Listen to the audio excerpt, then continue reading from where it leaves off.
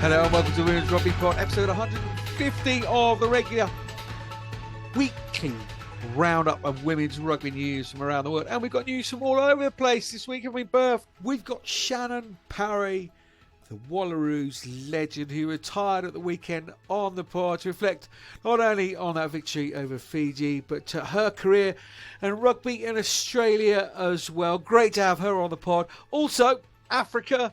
Loads of noise coming out of Africa, Oceania, Asia, to the English League to tell you about as well. It's all coming up on the Women's Rugby Pod with myself and Rachel Burford. How are you, Berth? Good weekend at Twickers watching the men's sevens. Did you watch much sevens? No, more importantly, what was your fancy dress? Yeah, didn't go in fancy dress and absolutely regretted it. There were so many good fancy dresses. Honestly, it was so good. Brits love a fancy dress, don't they? I mean, I was in corporate, so I guess that's kind of, were my jeans a bit flared? No, I don't even think I wore flare jeans. I should have done that. I think I speak for all of this and say we're disappointed. I am too. I'm disappointed in myself, and have huge regrets. Good. I mean, it's a positive way to start the show. Good. But no, it was good. Argentina came through and won. But a good weekend was had by all. I know the answer, but just I don't understand why the women couldn't play that weekend as well. It does make for a better spectacle, surely, for the fans, men and women. But you had a good weekend anyway. On the flip side of that, it was a disappointing weekend. We follow that theme on with your club side Harlequins as we went into round 16 of the Premier 15s. Hell of a weekend, decisive weekend. Yeah, massive weekend, wasn't it, for a number of teams? And yeah, I was watching the game whilst I was working, just had it on my phone. Yeah, massively disappointing result. Players definitely, I think we're so much better as a squad than the result that speaks and that's come out. But yeah, that's kind of pretty much taken away any chance of us now being in top four, unless all of a sudden Wasps can turn over Bristol in their final game. So we're just looking now at the next 2 weeks. We'll still approach it, because you never know what could happen. We'll still approach it with full focus. But yeah, sadly, the result of the weekend and also Bristol overturning Exeter, which a lot of people didn't expect. Yeah, it's kind of thrown our plans out the door, really. Yeah, it certainly has. I mean, on the wider perspective, we've had this big long break for the Six Nations over here. In the UK, and then we're back up running, and the sun is shining, and there's big crowds, big old crowd at Bristol. I think I'm right saying that was a record crowd there, and of course your game with Gloucester Hartpury was at Kingsland, cracking crowd there, but just really, really good atmosphere and entertaining stuff. I mean, there was a huge amount of tries. Let's give you the details. Bristol hosted Exeter. Really cracking counter, as he said. Anne-Marie was player of the match. She scored the crucial try, didn't she? A bonus point try, that crucial fourth try, I should say, to make it 5 points, to make it 24-21. Great crowd and atmosphere. DMP shipped 74 points to Loughborough Lightning. Wasps went down 788 to the Travelling Sale. There's 6 win of the campaign for Sale. They only won 2 last year. They've done quite a bit of recruitment, haven't they? Daly McLean can stay away. I think she's actually back in the role. I think she's back in the role now. So yeah, that's a hell of an effort. I don't know what their targets were, but yeah, it's that's an impressive season for Sale, whatever happens now. And Saracens travelled to 6 ways in commanding form, despite being down to 14 players, with Hannah Botman receiving a red card after scrum. Champions stepped out 15-38 winners over Worcester. And then the details of that game at Kingsholm, Gloucester Hartpury Big old crowd entertained you guys. Harlequins, 11 tries from the home side. Bonus points secured within 25 minutes. Relentless, ambitious, and complete. It was some performance from Gloucester Hartpury. I mean, obviously, just take the Harlequins hat off. Some really, really impressive stuff from Shoreline side.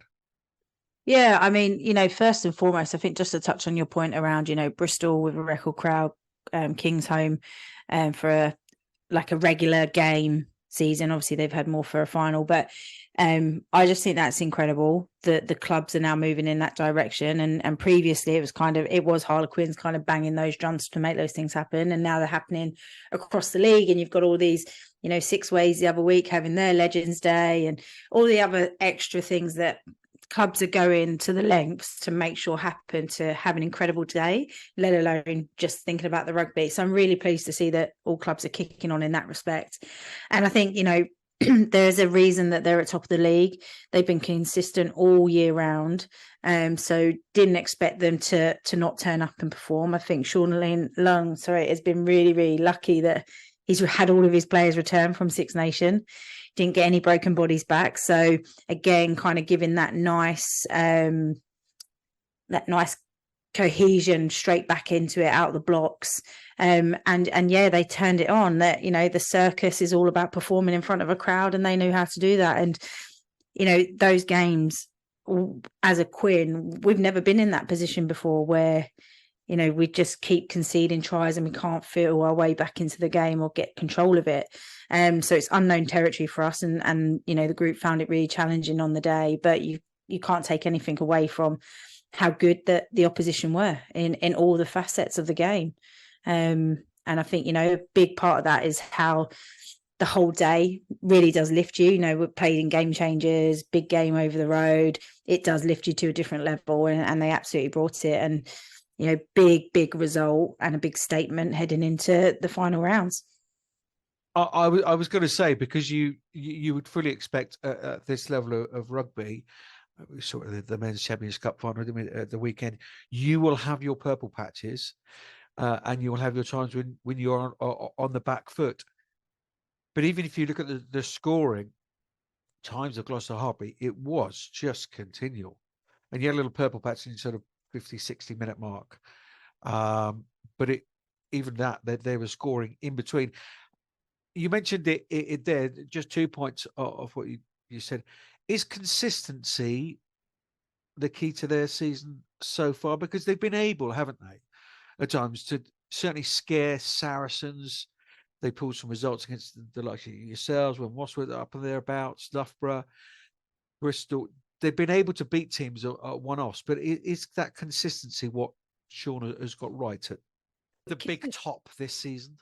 Yeah, 100%. I think, playing consistently well, winning games, or, even if you don't win a game, but it's in a tight margin, it gives you a lot of confidence. And when you're in that kind of zone, a team is so lethal. I say this, you almost feel untouchable, even though, they know they're not, and they know they've still got to work hard and they've got to get everything right on the day.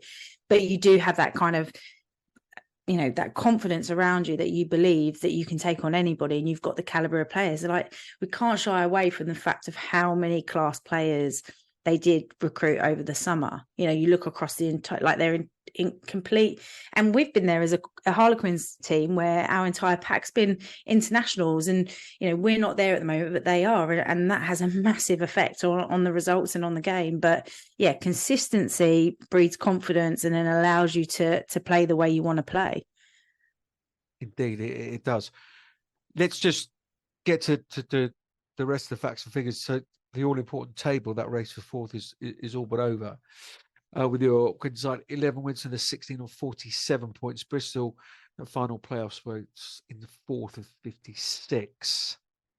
2 points would guarantee them a semi-final berth.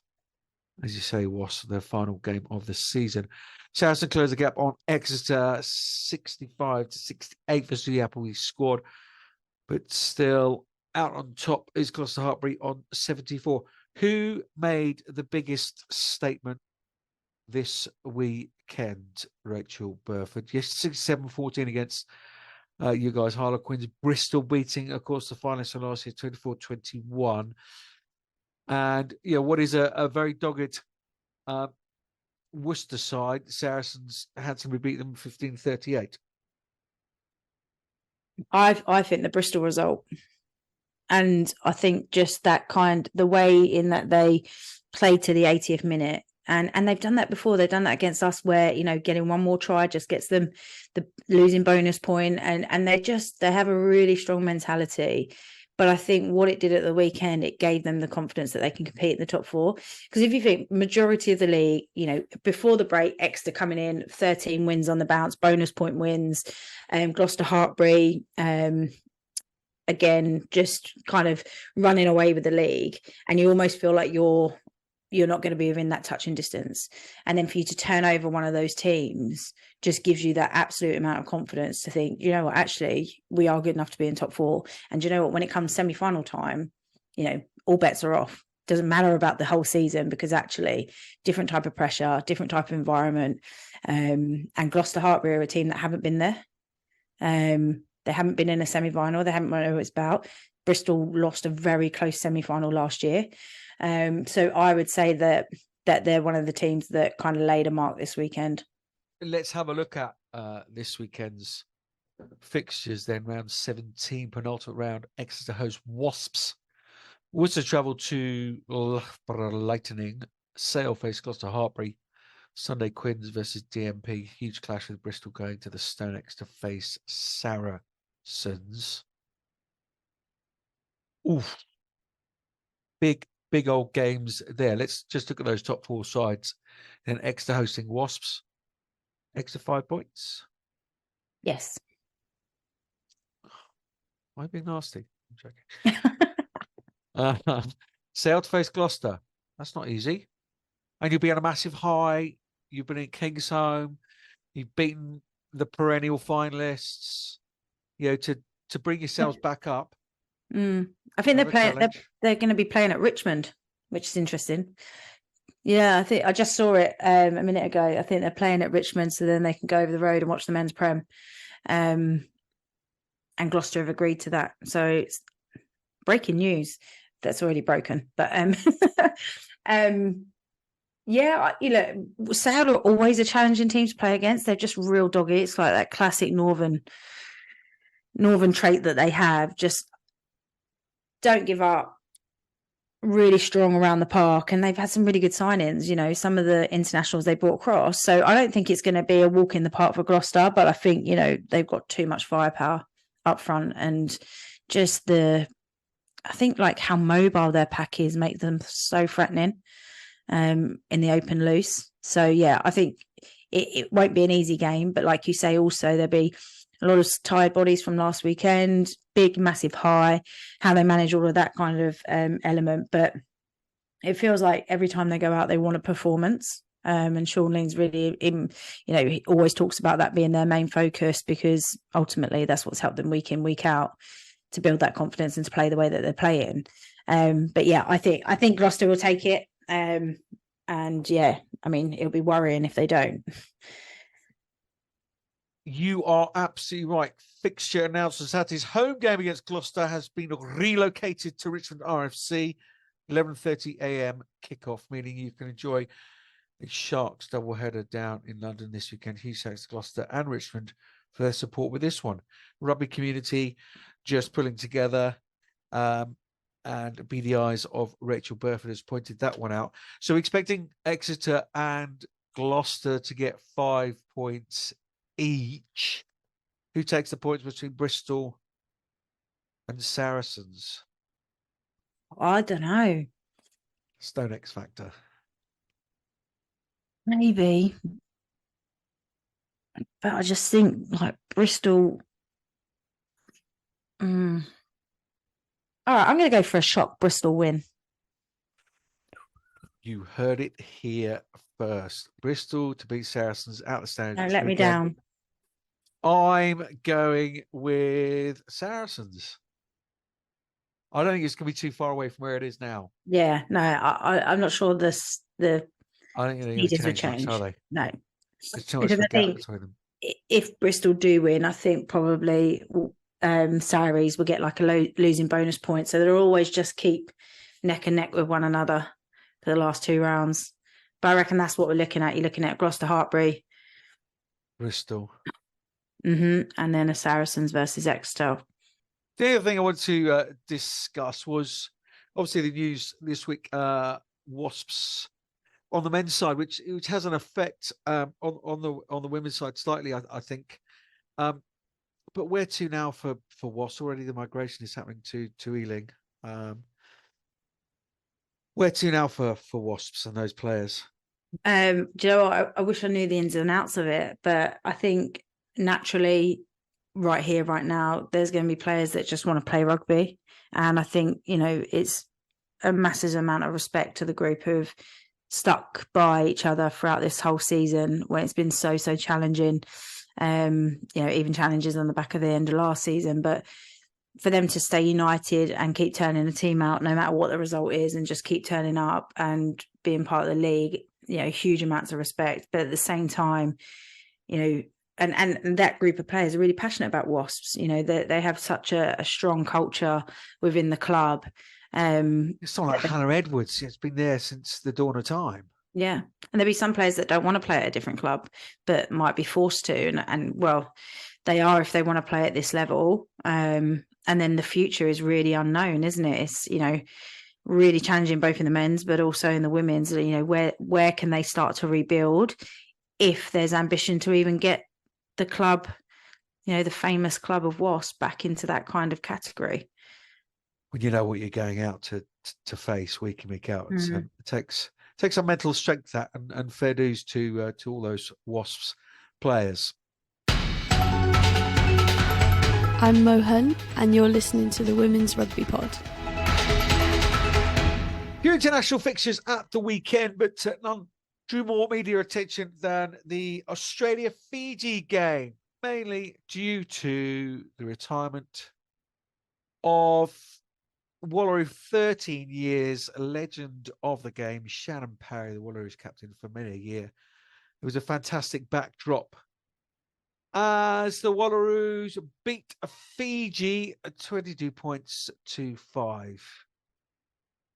And I'm delighted to say that Shannon Parry joined me a little bit earlier on, spoke all things Australian rugby, but also a little bit about her Wallaroo career and, of course, signing off at the weekend. What a huge honour it is to have, legend, I think is appropriate. There's certainly been plenty of lovely comments, and quite rightly so, banning around social media this week for you, Shannon Parry. Thank you so much for joining us on the Women's Rugby Pod. How are you? I quite often ask this question, sort of cloud nine or sort of just drifting down? No, just drifting down. It's been a massive 2 weeks for me and my family. And for me, it's sort of, back to work now and doing my new passion in coaching. So, yeah, sort of off the high of the weekend and getting that result for the Wallaroos and the win over Fiji, which was a great start to the season. But for now, it's sort of coming back to reality and, putting the feet up as well as working hard.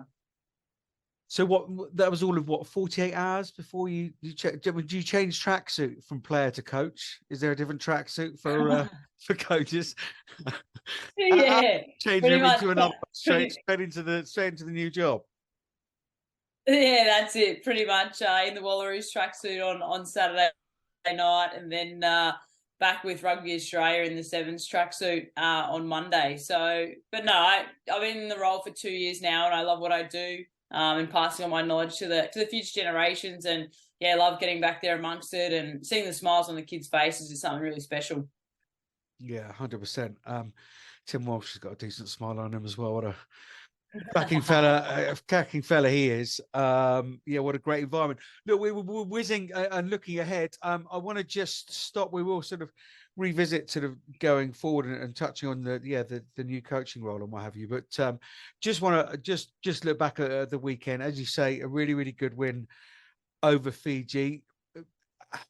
How was it for you? Because we've spoken to Sarah Hunter, who's obviously a co-host here on the WRP, and she retired on her own terms, and it seemed like a similar story for you. It's rare you're able to do that, but did it live up to everything you wanted it to live up to?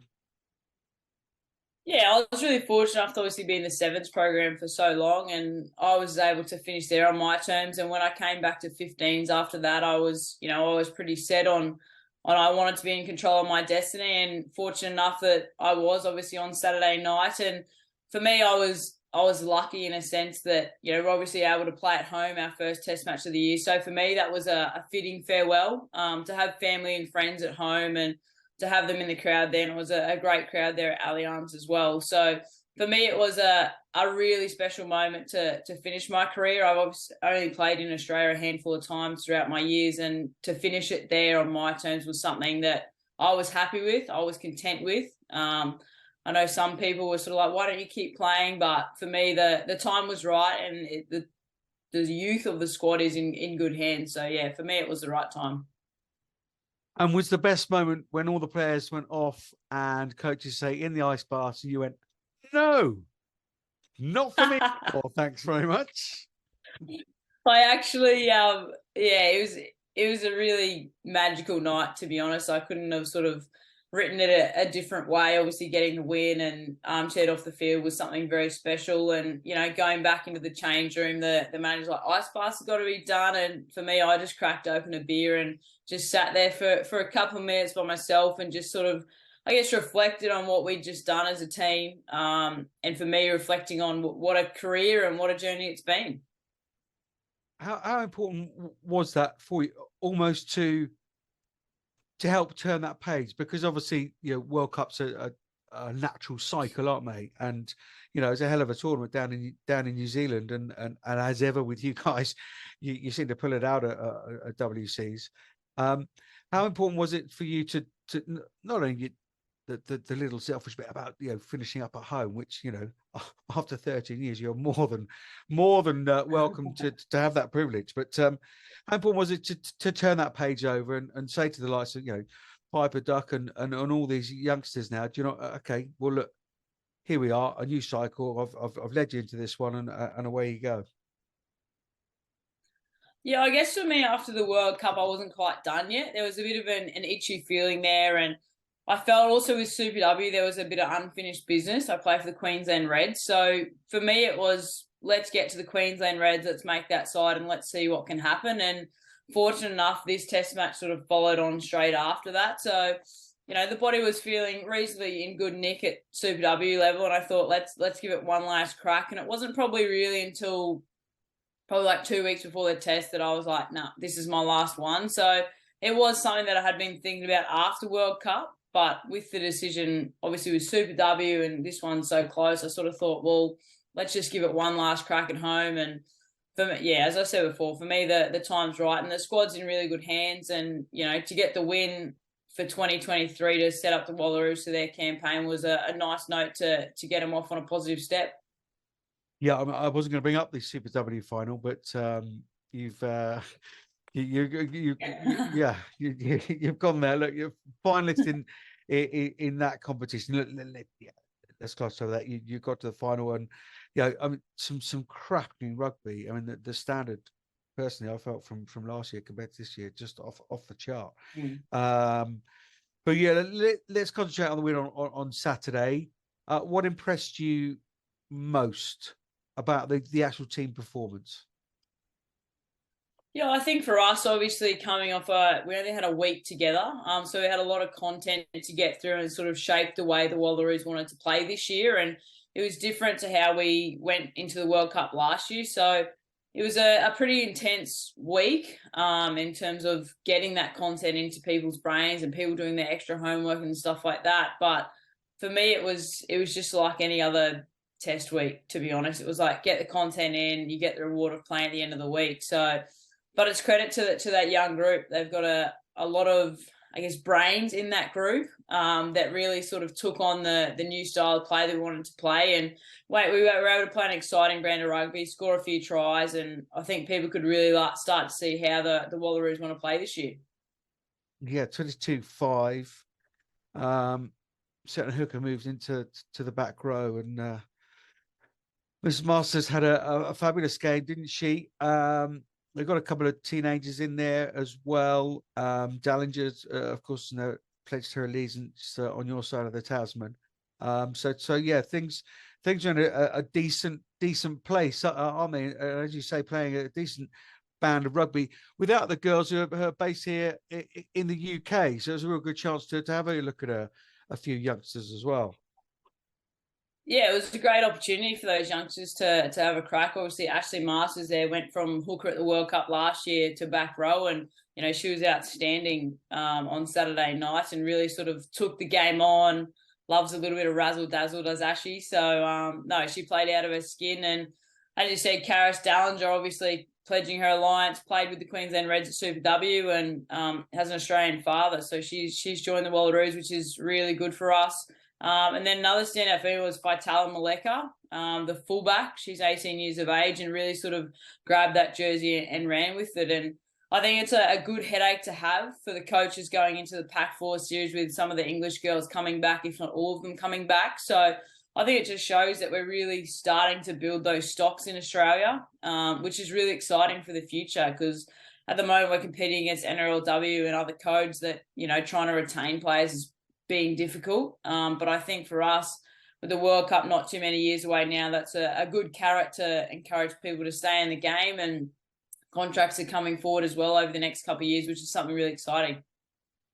Yeah, we spoke to Jilly, head of Women's Rugby, C. Collins, some months ago, and I mean, she was like the first time I met her, but it seemed like an incredibly positive person, but she just couldn't stop smiling when she was talking about what was going on in Australian women's rugby, and whether it takes a couple of World Cups and a Lions tour to focus the mind.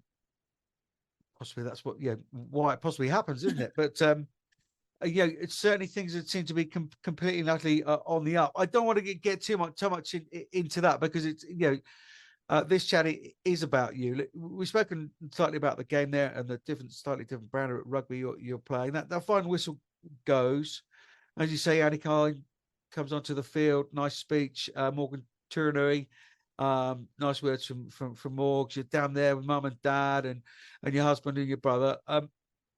How lovely was that? And was there any moment you went, "What have I done? This is the last time I'm doing any of this"? Yeah, it was a really nice moment, to be honest, to have my parents, brother and my husband out there on the field. And, they're people that have been with me throughout this whole journey. And it wasn't really, honestly, until about 78-minute mark that I looked up at the screen and I was like, 2 minutes left of this. Like, let's just enjoy it, embrace it. There was a scrum, so I had a look at the crowd and a few people's faces and their emotions. And for me, that was when it sort of just became real. It was just like 2 minutes and it's all over. So yeah, it was, there were a few tears there that I was trying to wipe away. And then obviously the final whistle went, and yeah, it was a bit of relief that we'd got the job done, we'd won, but also, I guess, tears of emotion that it's been one crazy ride, and I wouldn't change a thing for it. No, I'm sure you wouldn't, because, and I've already showed you off air, that homework I've done.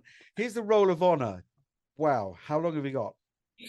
34 sevens events, and do correct me as soon as I get something wrong. 2 titles, 24 15s caps, 17 of those as captain, a 13-year history with the Wallaroos, 4 World Cups in 15s, 3 as captain, 2 Olympic Games, a bronze in the 2010 World Cup against France, the Twickenham Stoop, silver in the Commonwealth Games 2018, home soil Gold Coast, and gold medal at the 2016 Rio Olympics as co-captain alongside your almost twin at times, Shani Williams.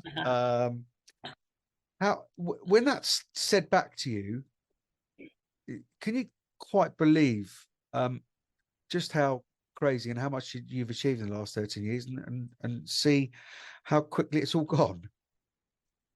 It's been pretty crazy, to be honest. Like, I think back to 2018 when I first sort of started rugby and got into the game and had no idea what I was doing. As a kid, I remember watching Kathy Freeman's 2000 at the Olympic Games, and I thought, how good would that be to the weight of the nation on your shoulders?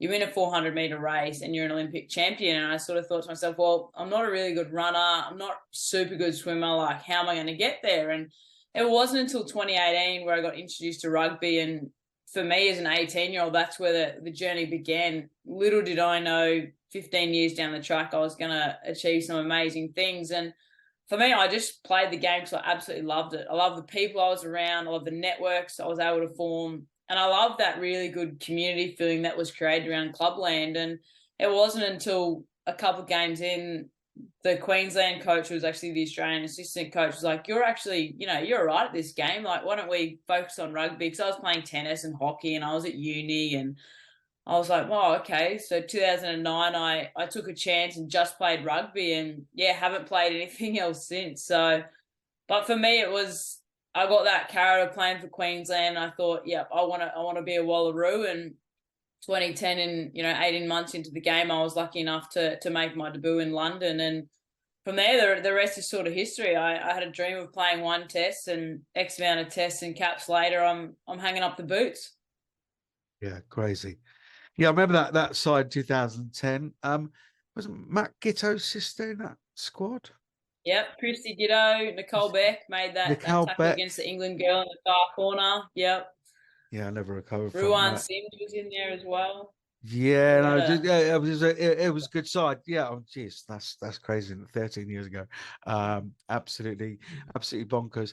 What you said that you're playing loads of sports. What was it particularly about rugby, or was it as almost as casually as you've sort of noted there, that it was like, you're all right at this, should we give this a bash, or was it something particularly about the sport? No, it was really relaxed, to be honest. I've got a Kiwi father, so grew up with the All Blacks on the TV, and my brother played at school, and he played club as well. And for me, it was always, the sisters were just sitting on the sideline, just kicking a footy around. Like, there was never anything for us to play. And it wasn't until I went to pick him up from the footy club and he introduced me to two girls, one being Cheyenne Campbell and Selena Trainer, two Wallaroos, and they sort of said, jokingly, you should come play rugby. And I sort of thought, oh, I don't know if mum and dad let me do that. It's a bit, I see how my brother gets bashed up every week being a flanker. And I just sort of got a text message on the Wednesday, and my brother was taking me down to footy practice and basically bring your mouth guard and your joggers and we'll throw you in and see how you go. And from that moment, I was hooked. I absolutely loved it. And for me, it was something new, but it was something really challenging in different ways. And I'd played tennis and hockey for a number of years. So for me, it was something fresh. And that first year, I was just like, I really like this game. I think, never thought I would play for Australia. I always dreamed of it. But, for me, it was take up a new challenge, meet some new people, and really be able to feel part of a big club community. And, really thankful for that experience and the players that took me under their wings early on.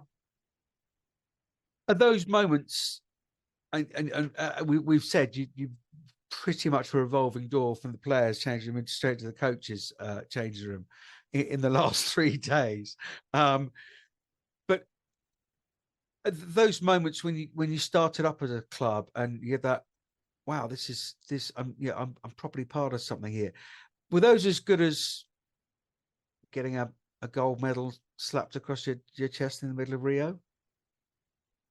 To be honest, they're very similar for me. I whenever I go down to East Rugby Union Club, it's just like home, even though I haven't been there for 4 or 5 years because I'd been in Sydney. I came back last year and, everyone greets you the same. It's just like the grassroots days where you're running around and playing footy with your mates. And for me at Rio and for me at the Wallaroos, it's exactly the same concept. It's just me, a footy field, playing with my mates. The ball's the same, the ground's the same. The only thing that might be different is there's a bit bigger crowd when you play on that international level. But for me, it's all the same. It's a game of footy. I love it. People said to me last week, do you treat this game any different? And for me, it's not. Every time I play a game, I do the same stuff, the same routine. And for me, last week was no different. I didn't change anything. It was just about enjoying the moment of playing this lovely game with your mates. Have we stumbled across, because it's on my list of questions here, have we stumbled across the reason for your longevity? Because, okay, Australia's got a lot better weather than we have here in the UK, certainly. But there are lots and lots of dark moments, and whether that be injury or the sacrifices you make with mates and family and all that kind of stuff. Is the fact that you've treated it sounds like pretty much every game and every experience with, this is a great game, and you're just doing, enjoying something you love with your mates. Is that possibly one of the main reasons for your longevity? Because 13 years is extraordinary. Yeah, I think massively. Like when I signed a contract to join the Sevens, I always said to myself, when this becomes a job, it's time to give it away. And for me, I treated every day like an opportunity to be a better person, a better athlete. And obviously with Tim Walsh at the Realm, he really encouraged that. You got to love what you do. You've got to buy into the team and the philosophies, and that was our family. That was part of being it. And for me, all the time, it was like when it became too hard, it was time to give it away. The love and the passion's not there. And for me now, I'm lucky enough to continue on with coaching, and that is my love and my passion. I was a teacher for 4 years full-time before I went to Sydney and embarked on a professional rugby sevens career. So for me, I was going to go back into teaching, but then after Tokyo, an opportunity came with Rugby Australia to take over the Australian youth team with sevens. So, really looking forward to now passing on my passion and my expertise to the future generation, and hopefully they love the game as much as I do. You're fabulous. You're so like the proper greats of women's rugby who, however you try and ask them about themselves, they deflect and talk about the future and other people and teammates and what have you. I want to ask you just how cool it is to be an Olympic champion. I mean, just literally the stuff that kids dreams are made of. We'll go on to the future and the coaching job in just a moment, but I've got to ask you just how cool is that to be an Olympic champion?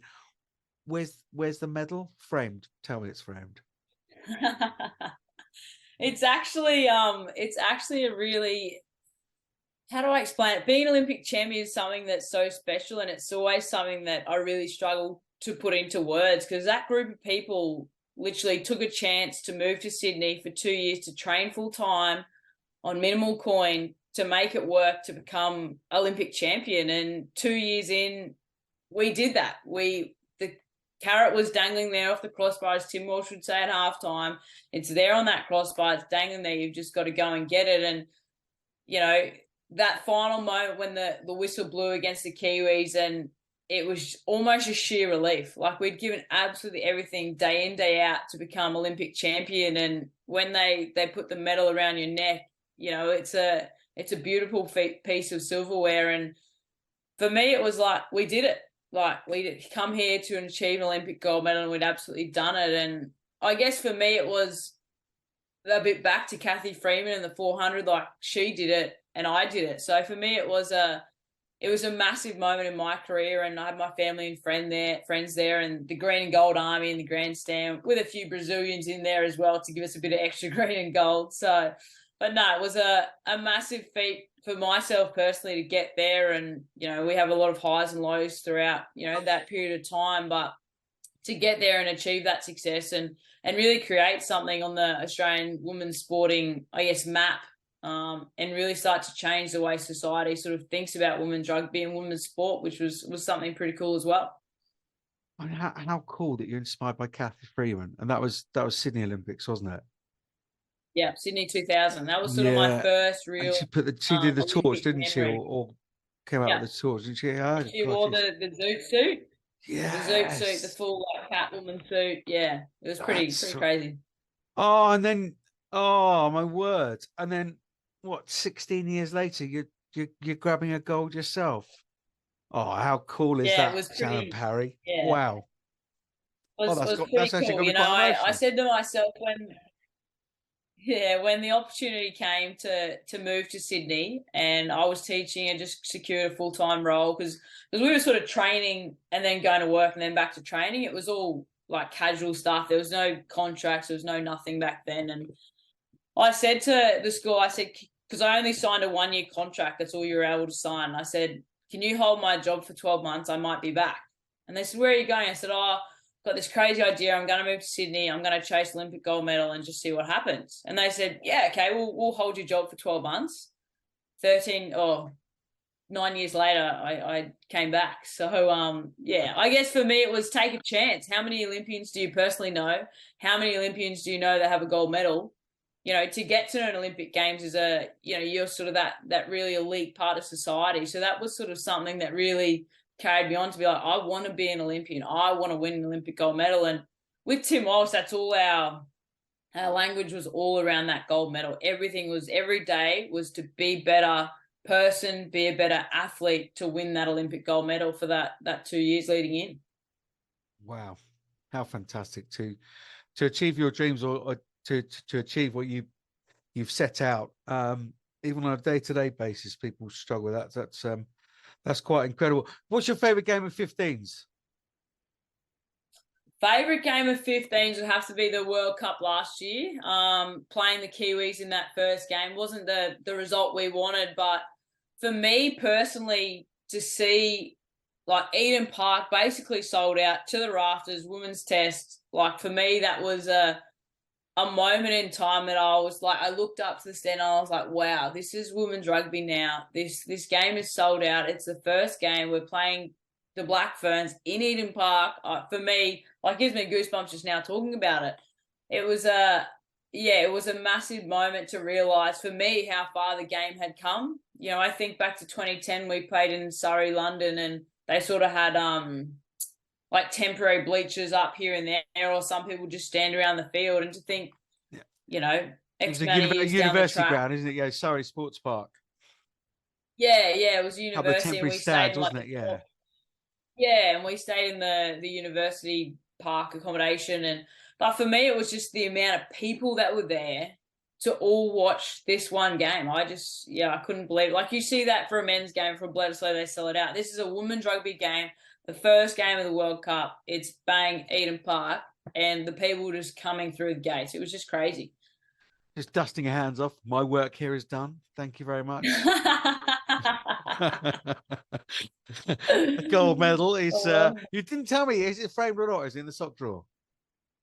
No, it's actually just in this closet here, just behind me, or to the side of me. So it's something that comes out every now and then. So I did think about getting it framed when I came back from Rio, but people sort of said, "Oh, do you really want that hanging on the wall?" And I sort of thought, "Oh, I guess if someone ever breaks in, they might steal it." But no, it's in its little box in the closet there, and it gets moved every now and then just in case somebody does happen to break in and find it. I'm going to fire you with a couple of quick fire ones. Best ground? Allianz Stadium in Sydney. We've done best match. Best memory? Best memory would have to be Rio 2016 in Diodora. Best roommate? Oh, that's a hard one. Yeah. I'd probably have to say Elliot Green on the 7 series because I had her for so long. So that's probably why. Oh, there you are. Toughest opponent? Toughest opponent. In terms of team or individual? Let's do both, A and B, yeah. Do both. I think, it'd have to be the Black Ferns, what they've been able to create there, the legacy. And for me, playing sevens for so long would have to be Sarah Hildeny. She was an absolute true contest. It was always a tough battle against her, and utmost respect for what she's been able to do for the New Zealand game over there as well. Oh, yeah, she's a legend. Yeah, with a lot of time for Sarah Hildeny. Certainly. The game that keeps you awake at night? Game that keeps you awake at night. The one that got away. It'd probably have to be the first time we played in Sydney. First time at home, 2017, I think it was. And we just flopped. We didn't perform well. And it was the first time for us actually playing at home. So there's a lot of pressure, a lot of expectation. And yeah, for us, we got knocked out in the quarters or the semis, I think it was. And yeah, we just didn't handle the emotion that was with playing at home for the first time and the expectations of winning. And yeah, for me, that's one that was sort of, got away from us. Best night out after a game? It was probably Saturday night. Absolutely loved it. It was a great night with everyone, family and friends. And if not that, it was probably the week after winning that gold medal in Rio. It was not a night, it was more of a week, which was very exciting. Perfect. And we should leave that there because what goes on. Yeah. And last one, biggest thing you'll take from your playing days? I think for me, just the mates, the camaraderie and the relationships I've been able to form. You know, I've got friends all around the world now, and I think a big part about rugby is that community and the community you become a part of. And I guess for me, it's that kept me in the game so long. It was the people I was surrounded with, and for me, it's that kept me in the game, and I love it. You know, I've obviously announced my retirement, and the amount of people that I might not have seen for a couple of years, but they've dropped me a message and said congratulations. And it's those people that you remember, oh, you know, I played with you at East 10 years ago and did this and did that. And yeah, for me, it's the mates and the friendships that I've made along the way that have made it so special to me. You did touch on it though, as we begin to wrap up. You touched on it slightly earlier with that came against the Black Ferns at Eden Park in the World Cup. Can you quite believe, and we're sort of beginning to look more towards the future now, but you quite believe how far women's rugby has come, not only in Australia, but globally? I think for me, when I first got into the game, it was just like, it's just another sport. It's just another women's sport that, you know, people don't really support and they don't really get behind. And, you know, as I said before, off the back of 2016, that for us in Australia, that sort of started to create a bit of momentum around women's sport. And then you look at the World Cup last year, like where it's come from 2010 to 2021 or 22, I think it was. It's a phenomenal feat for the game, and it's crazy to think in another 10 years' time, where are we going to be? Are we going to be selling out Twickenham? You know, look at England and France game a few weeks ago. They had X amount at Twickenham. Like, that is unheard of for women's 60, rugby, and I think 60,000 at Twickenham, like that's a phenomenal feat. And I think you give it another 10 years' time, we're going to be filling out all these stadiums around the world, which is going to be really exciting for the game. And it truly is a game that is global. There's not many sports that can say they're actually global. They're played all around the world. Everyone's given an equal opportunity. And that's something that rugby, I guess, really pitches to the world, is that you can travel the world, you can play for your country, and it's played everywhere. It is, and I think it's slightly unique against the men's game. Oh, we could spin off into another massive conversation here, Shannon. But the rugby superpowers, the unions have to do it, because otherwise you're not keeping up with the Joneses, is the expression we have here in England. But it's, I mean, even this week in Madagascar, Rugby Africa Championships going on.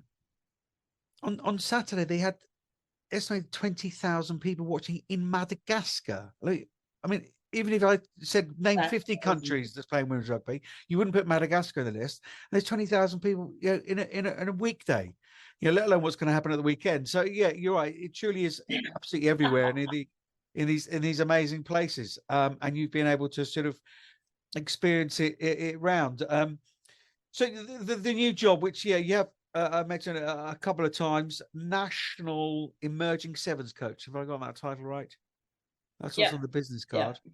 Nice. Yeah. On the desk, one of those plinths on your desk. Yeah. I'm actually not high enough to get this card yet, but I'll get there one day, maybe. I bet Tim has a business card.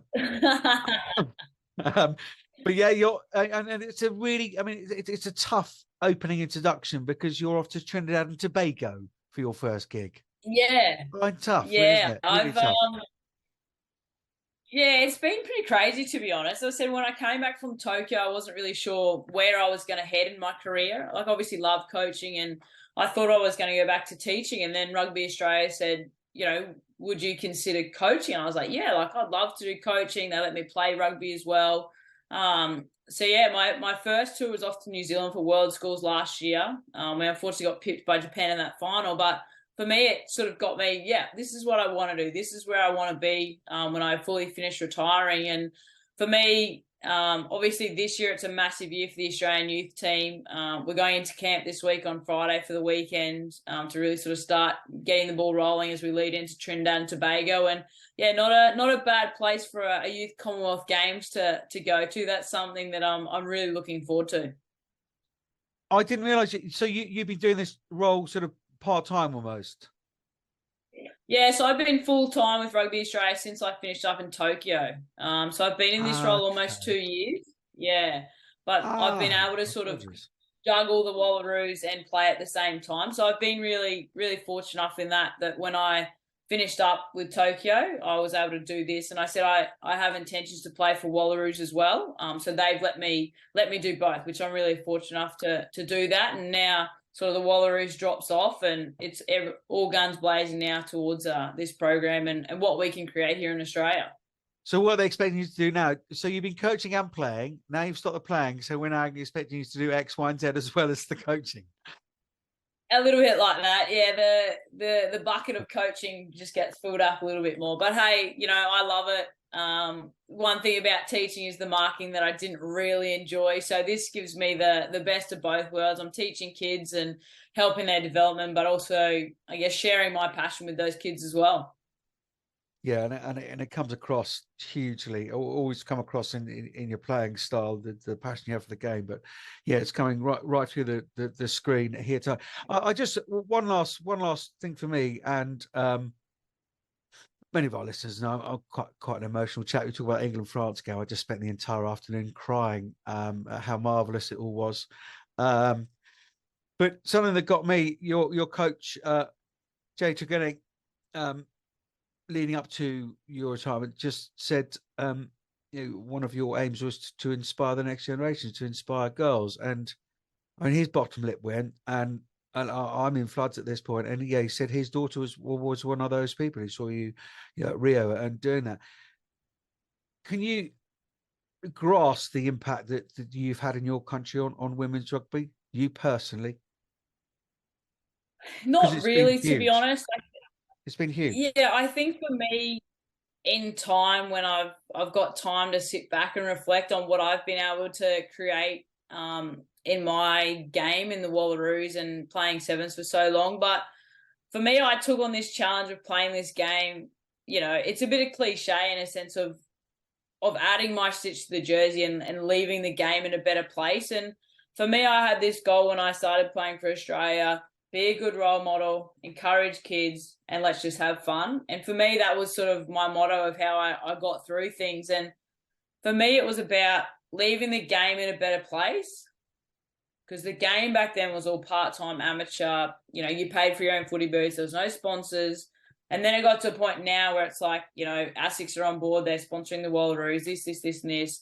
And for me, it was about, I never want the game to go back to where I began, where I started. And, you know, the people before me as well, they did the hard times as well. So for me, it was always about trying to grow this game so that they didn't have to go through what we went through and what the people before us went through, so they can actually really solely focus on rugby. And for me, day in, day out, it's always about growing as an athlete and growing as a person, but most importantly, making sure that you create a legacy that you're proud of and a legacy that they can remember you from as well. Boom. I used the word legend at the top when I introduced you, and when you have answers like that, that's yeah, you fit right into that slot. And I just, we said before, just hitting the record button, that, you know, I'd spoken about you a lot over the years, and yet there are certain people, certain players in countries that women's rugby has had to hang their hat on, metaphorically, over the last 10, 15 years. And I think you and Charlie have certainly been that over the years. And yeah, from this side, just huge congratulations on an outstanding career, an unwavering commitment to the green and gold that you've had. And yeah, from women's rugby from all over the world, thank you very, very much. No, thank you. It's been a crazy ride. But yeah, as I said, really looking forward to passing on my knowledge to the next generation, so they can enjoy the game that's given me so much as well. And you continue to live your dream, inspiring that next generation in a slightly different way. Wow. What a truly honest and earnest person you are. And yeah, that you've played like that unfussy, uncompromising way. And it's been a real treat to stay up late and chat to you tonight. So thank you so much, Shannon. It's been a real pleasure. No worries. Thanks for having me, Johnny.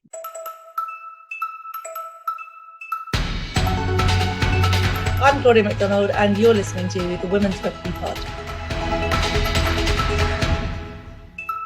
Inspirational lady Shannon Parry. Great to chat to her. She's kind of one of those figures. I mean, inseparable at times with our friend Shani Williams. But the kind of player you want to keep involved, just the energy, the knowledge, the professionalism, it all comes through in that chat there. Yeah, and I think, she's been the player that's been there, done it all, come through the ranks and built her way up into, being captain for the Wallaroos, being captain for the Olympics in 2016, and previous to that as well. And I think, if you've got somebody who's that ambitious and has that many kind of accolades as a player, like the hard work, determination and the discipline and everything that's gone into her playing career, you're only going to get that in a coaching role as well. So the opportunity that she has to really drive kind of the next generation of players, which they all look up to her and aspire to be like her. So I think it's quality that she's going to be involved, and you just can see the future is looking really good in terms of kind of keeping players in the game who have been there, done that, and have the credentials. And I wish her well. She's been an absolute warrior for the Wallaroos for such a long time. I'm not sure what Shani's going to do. Her little mate's gone. The pair of them always together. I think, it was a lovely reception, the players picking her up, giving her a little walk around the stadium as she deserved, and having her family there. And we all know how much that means to players. So it's lovely to see her get the send off that she deserved. Yeah, a cracking old game as well, wasn't it? Some really, really good tries in there. Ash Masters in the back row. You remember, you watched any of the World Cup coverage, she's playing a hooker, she got red card against Scotland, putting herself around. She was in the back row at the weekend. She was she's absolutely superb, very, very physical. Mara Stewart with a couple of tries as well. And Dallinger, this New Zealander, just fizzing the ball around, look to the manner born. That still is a really, really good result. And yes, dedicated to Shannon Parry. Wish you all the best when you hang up the boots for a whistle and clipboard. Slightly nearer to home over the weekend in France, it was the quarterfinal stage of the Elite One. Montpellier lost to RC Rugby 8 points to 27. Stade Bordelais beat Boulogne 34-19. FC Grenoble 36 all with Stade Toulousain. So it is Stade Toulousain who go through on try scored. They scored in the 78th minute in that game. Leah Murray with that try to level it up and push them through to the semi-finals. Blagnac 57-0 over Lens. So semi-final one will see Stade Bordelais host Stade Toulousain, and Blagnac will travel to the Massif Central and RC Rugby. Both of these on Saturday, the 3rd of June, so a week off. And over to Africa, the opening games of the Africa Cup. Cracking game between Kenya and Madagascar, ending 29-20 to Kenya. And elsewhere, South Africa dominated Cameroon to the tune of 87-0. Midweek games in this Africa Cup as well. South Africa all but qualified for WXV 3 now with a 48-0 win over Kenya on Wednesday. Madagascar and Cameroon met for the first time ever. Of course, Madagascar the hosts for this Africa Cup. 30 points to 10 the home side won. Watched by an estimated 20,000 people watching women's rugby in Madagascar. Absolute scenes. We're going to try and get some reaction to that for next week. Round 3 on Sunday is South Africa versus Madagascar, and Kenya will go up against Cameroon. Yeah, it's a combination of this, isn't it, of 3 years of planning and development right across the continent. Stade Makis in Madagascar's capital, and Antananarivo was the perfect backdrop for the first ever Africa Cup Division 1 tournament. Staying in the Rainbow Nation, the top level club league, the Premier Division round 3 took place at the weekend. Border Ladies saw off the Sharks 31-3.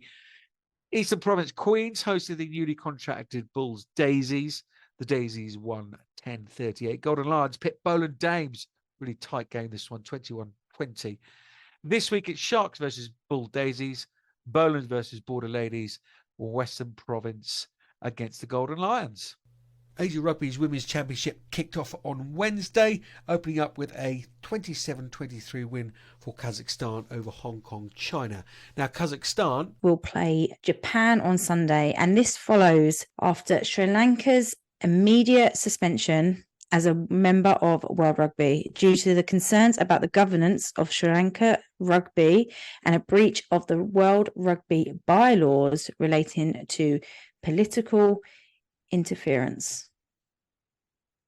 Yeah, really sad for the players, because that's well above and beyond them. So yeah, that's a real shame. But look, it's the only bit of dark news this week.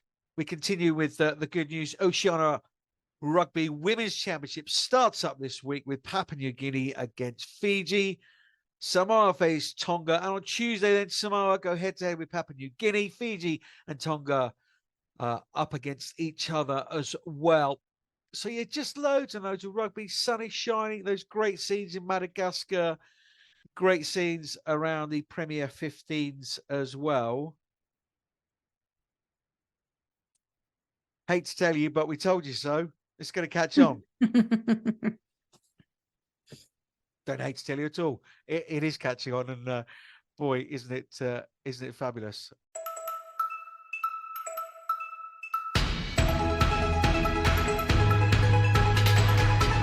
So then, Berth, what have you got planned for this weekend?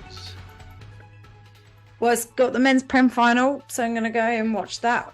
Paul Morgan is hosting some players from the Premier 15s for those who aren't playing on Saturday. And then Sunday, I might have my boots on. What? What? Well, if they're not on for playing, I'll be running water again. H2O girl. Nice. H2O technician. Oh, brilliant. Director. Director of hydration. Yeah. Nice. You just Bobby Boucher. That's it. Water boy. Simple. Is that no shout outs? But that's it for another week. Well, let's hope for another week of brilliant results from around the world, and you'll catch it all here on the Women's Rugby Pod next week. Huge thank you to Tom and Vicky doing their bits and pieces in the background. If you haven't already, please subscribe, rate us. Only option, as ever, is a 5-star. And share. Get in contact. Get your shouts out here on the Women's Rugby Pod. Until then, stay happy, stay safe.